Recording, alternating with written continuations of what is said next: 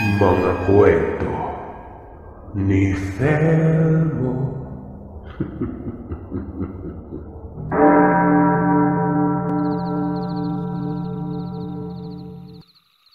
Mapagpalang araw sa inyo, Sir Seth. Hindi ko intensyon ang sumulat sa inyo para lang magpauso, mag-imbento o gumawa ng aliasngas na walang diretsyong patunay. Pinangungunahan ko ng lahat. Marami sa mga naging kaibigan naming magkapatid ang hindi kami pinaniwalaan ng ikwento namin sa kanila ang nakakakilabot naming karanasan. Kayo na po ang bahalang humusga kung tunay nga ba ang karanasan kong ito o hindi. Ako po si Lou, isang may bahay na may isang anak. Nagnenegosyo po ako at may-ari ng isang maliit na tindahan ng hopya sa may Quiapo. Tulad ng nabanggit ko kanina, ang kwentong ibabahagi ko sa inyo ay hindi lang tungkol sa personal kong karanasan, kundi tungkol din sa sinapit na malagim na kondisyon ng aking kakambal na babae na si Reda. Identical twins po kami. Mas matanda si Reda sa akin ng 3 oras dahil mas nauna siyang iluwal ng aming ina na si Mama Era. Pinangalanan siyang Reda dahil sa malaking balat sa kanyang buong leeg noon. Kulay pula ang balat na ito na halos nakapulupot ang pagkakamarka sa buong leeg niya hanggang sa batok. Sabi ni Mama, nang isilang niya si Reda ay sobrang pula talaga ng birthmark nito na halos akalain ng mga doktor na dugo na ayaw matanggal sa kanyang leeg. Lou naman ang pinangalan sa akin ng mama ko dahil mahina ang puso ko nang isilang ako. Isa akong blue baby na naka-incubator pa ng ilang buwan bago nila naiuwi sa bahay. Ang istoryang aking ibabahagi sa inyo ay naganap noong dekada 80. 10 taong gulang pa lamang kami ni Reda noon nang magbakasyon kami sa lumang bahay ng Lola Ria ko sa Catbalogan. Pagdating pa lamang namin sa bahay ng Lola, ay sinabihan niya na kaming kambal na huwag lalayo sa bahay at huwag makikipag-usap sa mga estranghero. Tinuruan niya rin kami ng isang dasal na kailangan raw naming sambitin sa oras na makakaramdam kami ng kakaibang negatibong iniriya o mabigat na pakiramdam. Tinanong ko si Lola Ria kung bakit mukhang takot na takot siya habang binibilinan kami noon. Sabi niya sa akin, may kakaibang nagpaparamdam daw kasi na naglilibot sa buong bahay. Natakot kaming magkapatid pero nang makita namin ang likod bahay, biglang nawala ang takot naming magkakambal. Mga anak, magdahan-dahan kayong magkapatid sa paglalaro dyan sa likod bahay Sigaw ni Mama. Sa itsura pa lang ni Rida, siguradong mamamatay sa takot yung multo sa kanya. Pinagtawanan ko pa ang kapatid ko nun. Hoy Lou, matakot nga sa mga sinasabi mo. Baka mamaya kunin ka ng diwende dito sa likod bahay. Mapagkamalan kang asawa niya. Sagot naman ni Rida nun. Mga bata pa lamang kami ng kakambal ko ay mahilig na kaming mag-asarang dalawa. Normal na sa amin ang magbiruan, magbardagulan at maglokohan. Ang magpikunan ang normal naming laro. Nung araw na yon dahil unang beses naming makarating sa lumang bahay ng Lola, ay para kaming mga kitikiting hindi mapakali sa paglibot sa malawak na bakuran at likod bahay ng bahay bakasyunan. Nagtatakbo kami sa mataas na talahiban ng hardin sa likod ng bahay. Hanggang sa may mapansin kaming malaking bilugang batuhan na nasa gitna ng madawag na damuhan. Nilapitan namin ito dahil sa kuryosidad. Isa itong malaking balon Sumilip ako sa pinakailalim nito at sumigaw. Umalingaw-ngaw ang boses ko sa lakas ng sigaw ko. Nagulat ang kakambal ko sa tunog nun. Nawalan siya ng balanse at nalaglag si Rida sa loob ng malapad na balon nang makita kong may tumulak sa kanya. Kitang-kita ng dalawa kong mga mata na may isang tila anino ng babaeng nakasuot ng punit-punit na damit ang tumulak sa kakambal ko papasok sa balon na yon. Hindi ako agad nakagalaw. Para akong naparalisa. Lalong-lalo na nang biglang nawala ang babaeng tumulak sa kanya. Mabilis akong sumilip sa loob ng malalim na balon pero hindi ko siya matanaw. Madilim. Natakot ako at ginapangan ng hilakbot ang buo kong pagkatao. Tinawag ko ang pangalan ng kakambal ko. Sumigaw ako. Humiyaw ako at tinanong kung naririnig niya ba ako. Hindi sumagot ang kapatid ko. Nagsitindigan ang mga balahibo ko ng may malakas na hangin na umihip mula sa ilalim ng balon papaitaas. Ultimong ang mga tuyong dahon sa paligid ko. Nagliparan sa lakas ng hangin nun. Napaatras ako at napaupo sa putikan. Muli akong sumilip sa loob ng balon. Mangyak-ngyak na ako nun sa takot. Muli kong tinawag ang kapatid ko pero walang tumugon. Doon na ako nagtatatakbo papasok sa bahay ni Lola at sinabi ang aksidenteng naganap sa kakambal ko nun. Bakit mo tinulak yung kakambal mo sa loob ng balon? Bakit mo ginawa sa kapatid mo yon? Umiiyak na paninisi sa akin ng mama namin.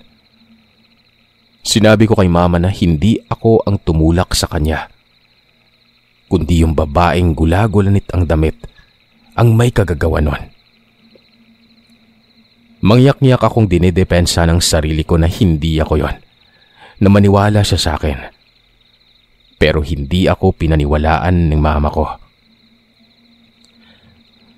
Sa tulong ng mga kalapit bahay ng Lola Ria, nagawa nilang maiahon mula sa pinakailaliman ng balon si Reda.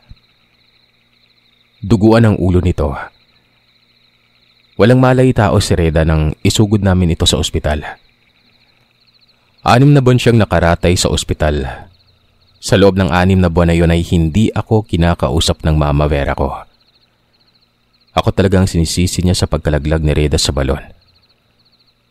Sa edad na 10 taon, nagkaroon ako ng matinding depresyon. Sinisi ko ang sarili ko sa nangyari sa kapatid ko. Dahil doon sa ospital ng Katbalogan nakakonfine si Reda, ay hindi na kami nakauwi pang muli sa bahay namin sa Manila. Sa loob ng 6 na buwan, sa bahay kami ng Lola Ria ko tumira. At dahil halos ayaw akong makita ng mama ko ay naiiwan ako palagi sa bahay ng mag-isa. Dumagdag ito sa bigat na nararamdaman ko. Wala kasi akong kasama sa bahay kundi si Lola lang. Apo, malungkot ka na naman. Sabay aplos sa mukha ko ng mabait kong Lola. Lola, hindi ko po tinulak sa balon si Reda. Maniwala naman po kayo sa akin, oh.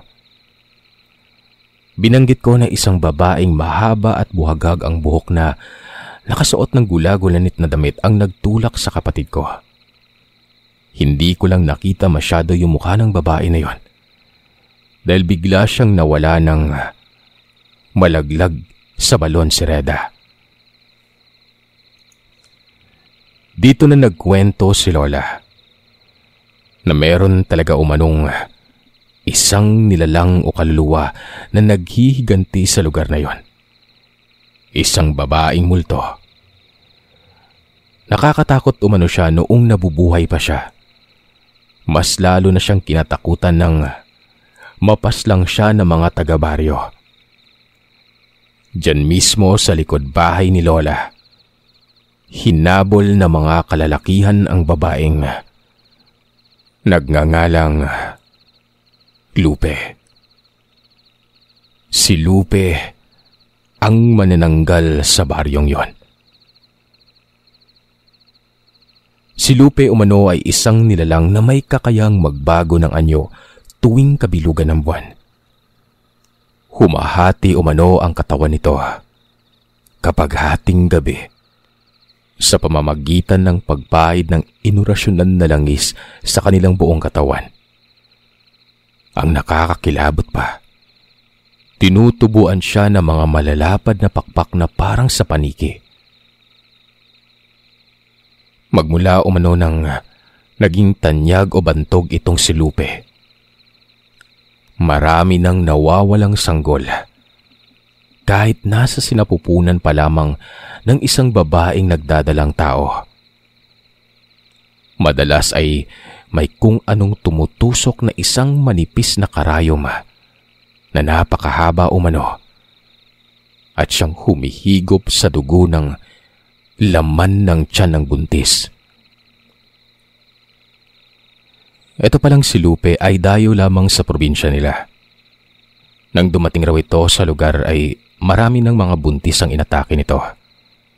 Maraming sanggol ang namatay. Kabilang na ang sanggol na anak ng barangay tanod. Kaya isang gabi umano ay inabangan nila talaga si Lupe na magpalit anyo. At doon sa balon sa likod bahay ni Lola, doon ito nagawi at nasibat ng mga matatapang na kalalakihan. Napatay nila at nasunog nila ang kalahating katawan nito pero hindi ang kaluluwa niya. Ang abo umano ng bangkay ni Lupe sa loob ng balon itinapon ng mga taga-baryo. Magmula umano-noon ay nakita na nila gabi-gabi kahit umaga pa ang multo ni Lupe na galit sa mga tao. Nangunguha umano ito ng bata. Pumapatay. Mas kinatatakutan magmula noon si Lupe.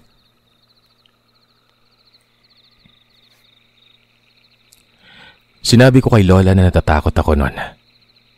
Matagal na akong hindi makatulog ng maayos. Kada minutong matutulog ako ay nakikita ko sa utak ko ang babae. Matagal akong binangungot pero hindi ko masabi sa kanila nila mama dahil ayaw naman akong kausapin ni mama. Palagi din namang tahimik at malayo sa akin si Lola. Iniisip ko pa nga noon na ultimong si Lola ay naniniwala na ako nagtulak sa kapatid ko noon. Pero pinagpilitan ko talaga na hindi ko magagawa sa kakambal ko yung ganung klaseng bagay. Umiiyak akong tumakbo papasok sa kwarto ko nang mailabas ko ang sama ng loob ko sa lola ko. Humiga ako sa kama at ipinikit ang aking mga mata. Ganun na lamang ang ginagawa ko sa tuwing sinisisi nila ako sa kababalaghang nangyari sa balon na yon. Noong gabi na yon, nagsimula ang malala kong mga bangungot. Napanaginipan ko na naman ng gabing yon ang babaeng tumulak sa kambal ko. Nagising umano ako nang makarinig ako ng 3 katok mula sa labas ng pintuan ng kwarto. Alam kong nagising ako dahil sa katok na yun pero nang babangon na ako para buksan ang pinto, hindi ko na maigalaw ang mga paa ko, ang bewang ko, mga braso at kamay. Hindi ko maigalaw ang buong katawan ko pero gising na ako noon. Kahit na anong gawin kong paggalaw ay hindi ko maigalaw ang katawan ko. Pinilit kong sumigaw ng tulong pero pati ang bibig ko noon, hindi ko maibuka. Ang mga mata ko lang ang gumagalaw. Kitang-kita ko ng gabi na yon kung paano pumasok sa loob ng kwarto ko si Lupe. Ang babaeng gulagulanit ang damit. Doon lang naging klaro sa akin ang itsura niya. Nakakatakot ang mukha niya. Pula ang mga bilugan niyang mga mata. Puro sugat ang mukha. Tumutulo ang dugo mula sa mga sugat niya sa dibdib at balikat. Para siyang tinusok at tinaga ng matalim na bagay sa buong katawan. Nakasuot siya ng sira-sirang lumang bestida na para siyang galing sa lumang larawan na makikita mo lamang sa mga libro ng kasaysayan. Galit na galit si Lupe sa akin noon. Umiiyak siya ng dugo habang umuungol-ungol. Papalapit siya ng papalapit. Hanggang sasakalin niya ako ng sobrang higpit. Hindi ako makahinga. Sigaw ako ng sigaw. Pero walang boses na lumalabas sa bibig ko. Matagal niya akong sinakal. Alam kong hindi na panaginip ang lahat ng yon dahil gising na gising ang diwa ko. Hindi lang talaga ako makagalaw nun. Hindi pa nakontento si Lupe. Kinagat niya ang mga labi ko hanggang sa pakiramdam ko ay natanggal na niya ang mga ito. Biglang lumiwanag ang kwarto ko. Nawala ang nakakatakot na si Lupe. Doon pa lamang ako nakahinga ng maluwag. Hingal na hingal ako nun. Napakabilis ng kabog ng dibdib ko. Hindi ako makahinga. Para akong inaatake sa puso nun. Lumapit sa akin ang mama ko at pangiti niya akong kinausap. Ayon kay mama, gising na umano si Red nun. Pwede na umano siyang lumabas ng ospital. Niyakap ako ng mama ko. Laking tuwa nila lola at mama nang maiuwi na namin sa bahay bakasyonan si Reda. Hindi kami pinayagan ng lola ko na umuwi kaagad nun ng Maynila dahil hindi raw makakabuti sa kapatid kong kakalabas lamang ng ospital. Nagkaroon kasi ng konting depekto sa memorya niya. Hindi niya kami kilala at wala siyang maalala sa mga nangyari noong araw na nalaglag siya sa balon. Tumagal kami ng mahigit 2 buwan pa sa bahay ni lola. Dahilan kung bakit hindi na kami nakapag-enroll pa sa eskwelahan dahil inabutan na kami ng pasukan habang nasa Katbalogan. Sa loob ng 2 buwan na yon, nagsimula akong magkasakit at manghina. Hindi ako nakakatulog ng sapat. Parang paulit-ulit na lamang ang bangungot ko nun. Paulit-ulit kong sinasalakay sa panaginip ko ng babaeng gulagulanit ang damit. Ikinuwento ni Lola sa mama ko ang lahat ng tungkol kay Lupe at ang ginagawa nitong pagmumulto sa akin. Natakot si mama. Nagpa siya ito na iuwi na kami sa Maynila kaagad-agad nun. At ganun na nga nangyari. Umuwi kami sa bahay namin sa Manila at pina-check up ako ng mama ko sa isang doktor. Isang espesyalista para sa mga may problema sa pagtulog. At doon ay na-diagnose nga ako na mayroon akong sleep paralysis. Natutulog umano ako, nagising ang diwa pero hindi makagalaw sa katawan ko. Binigyan ako ng gamot ng doktor pero kahit na inumin ko ito ay tila hindi tumatalab sa akin. Nakakatulog ako ng ilang oras pero magigising ulit ako pero hindi makagalaw. Lalo akong nanghina at nagkasakit nang bigyan ako ng doktor ng gamot. Nagpa siya si mama na paghiwalayin na kami ng tulugan ni Rida para mas makatulog ako ng mahimbing nun. Pero isang gabi, nagbago ang takbo ng bangungot ko. Sa panaginip ko ay nagising ako nang makarinig ako ng 3 katok mula sa labas ng pintuan ng kwarto. Alam kong nagising ako dahil sa katok na yun pero nang babangon na ako para buksan ang pinto, hindi ko na naman maigalaw ang mga paa ko, ang bewang ko, ang braso at kamay. Pinilit kong sumigaw ng tulong pero pati ang bibig ko ay hindi ko maibuka. Tanging ang mga mata ko lamang ang gumagalaw nun. Maya-maya ay biglang pumasok sa loob ng kwarto si Rida. Nakakatakot ang mukha niya. Pula ang mga bilugan niyang mga mata. Buhaghag ang mahaba niyang buhok. Galit na galit sa akin nun. Umiiyak siya. Papalapit siya ng papalapit hanggang sa sakalin niya ako ng sobrang higpit na hindi ako makahinga. Sigaw ako ng sigaw pero walang boses na lumalabas sa bibig ko. Matagal akong sinakal ng aking kakambal. Alam kong hindi na panaginip ang lahat ng yon dahil gising ako. Hindi lang ako makagalaw.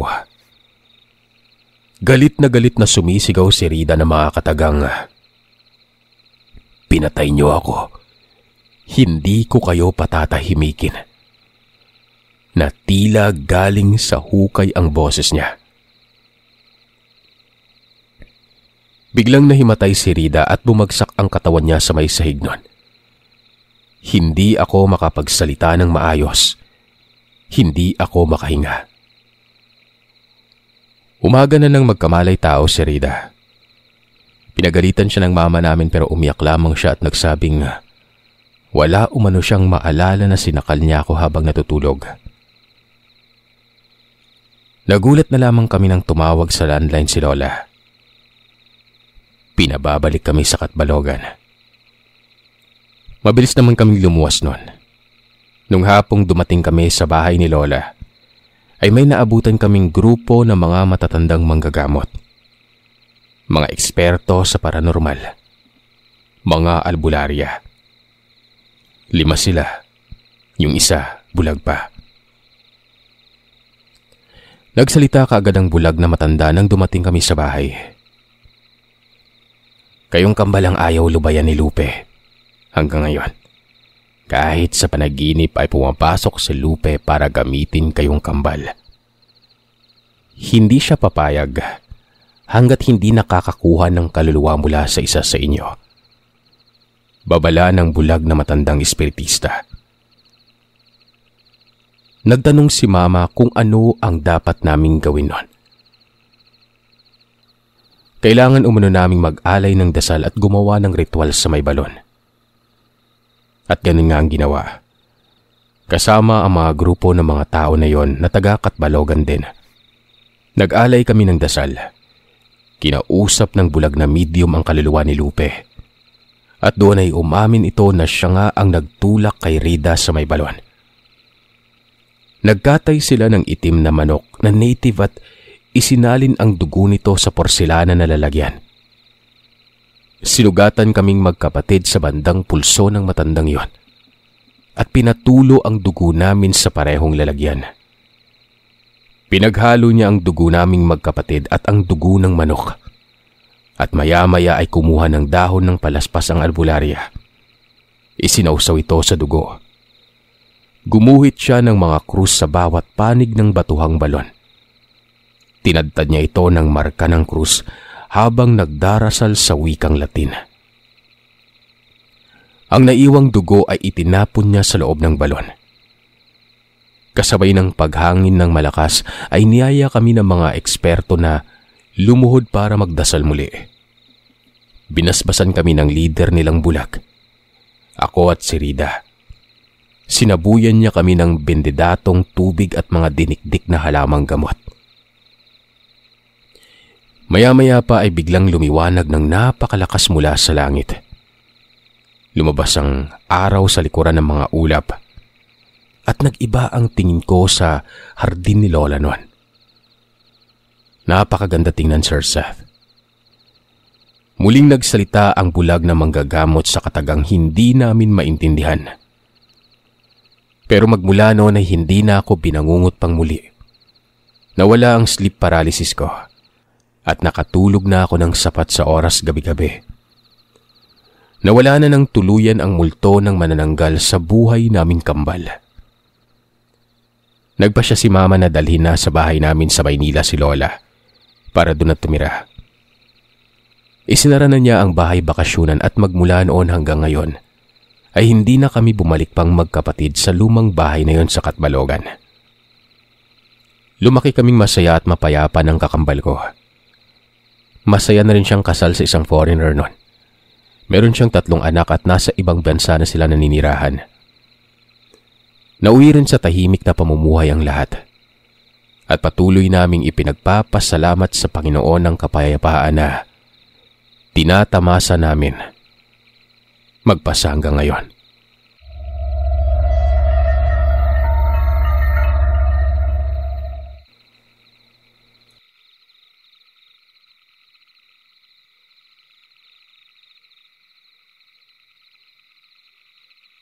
Maraming salamat mga kagiliw sa pakikinig. Madako naman tayo sa shoutout request.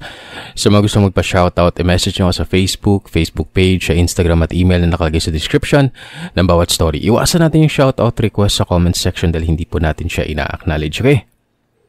Shoutout sa mga nag-renew ng kanilang membership. Happy 4 months. Tundato Saway and Shira Alegre. Happy 5th Demi Bilarga. Or Dini, tama ba ako? Happy 8th, Jane Pagobo. Happy 17th, Miss Francis and Vin Alfaro. And happy 25th, Ligaya Punay. Sa mga nag-message naman, from Baba, Banban, if nanonood ka nito, miss na kita and enjoy watching Thelma. I hope to see you genuinely happy soon. I will love you always. Love, Baba. Pwede pong pa-shoutout sa una kong apo na si Lorraine Athena Villar. Birthday niya po this coming October 15. I love you anak, aral mabuti, ingat palagi. Salamat po laging nakikinig sa inyo, Lorena. Thanks sa maganda mong boses, sarap pakinggan everyday. From Lorena Gapan David. Good afternoon Sir Seth, gusto ko lang po sana ipa-shoutout yung sister ko. Ang pangalan niya ay Laika Navarro. Super duper fan niyo po siya, salamat. Thank you po. From Say Navarro. Sir, pabati po ako sa mga kasamaan kong nagtitinda ng mga daing at tuyo sa Caloocan. Mabuhay po kayo, sana mabigyan ako ng pagkakataong maipadala ko ang kwento ng mga lolo at lola ko, pati na ang karanasan ng nanay ko sa totoong aswang. Send you lang po from Raymart Danday dati. Sir, good afternoon po. Pa-shoutout po sa mamilya ko dyan sa Barangay Ormocay, Mayorga, Leyte. Hanggang na sa pakinig sa mga stories nyo at palaging nag-aabang ng mga uploads nyo from Neth, Malana, Dugitom. Shoutout kay Nesil Kabuchan. Sir, pabati po sa family Gura na nahuhumaling na makinig sa mga kwento mo at sa mga kasamaan ko sa trabaho. Ingat palagi sa work, from Juan Rodrigo Gura. Good afternoon po sir, pa-shoutout sana ako ulit. Cristina Santos ng Pampanga. Sama na rin po natin ang aking asawa na nahawa na rin sa kakapanig sa mga kwento nyo. Lagi na lang daw po ako nakikinig sa mga kwento nyo, kaya nagmukha na rin daw po akong Thelmo. Alam na alam ko na daw po ang pag-intro ng salita nyo, sabi niya. Ronnie Yanga ng Angeles, Pampanga. Maraming salamat po, from Cristina Santos. Ay lang mga kagiliw, maraming salamat sa inyo. Bukas po ulit.